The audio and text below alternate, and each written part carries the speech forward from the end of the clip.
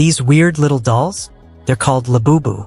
They look creepy cute, but they're selling out in seconds and flipping for hundreds of dollars. So, who made them? Why are they so popular? And how did this turn into a $600 million business? Labubu was created by Kaising Lung, an artist from Hong Kong who mixed childhood nostalgia with edgy art.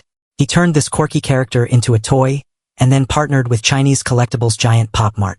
That changed everything. They used a clever trick. Blind box sales, you don't know which version you're getting. It's like gambling, but for art toys. Pop Mart made Labubu feel exclusive, with limited drops, rare editions, and huge collector hype. Some sell for over $500 online. And with over $600 million in yearly revenue, this is not just a toy, it's a full-blown business empire. What makes it work? Emotion, scarcity, and a fan base that treats Labubu like art. Here's what smart entrepreneurs can take from this. Build a brand with emotion. Make your product feel collectible. Use scarcity to boost value. And never underestimate the power of community.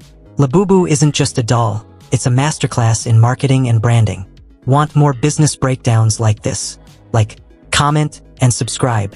You're watching US Dream Build, turning trends into opportunity.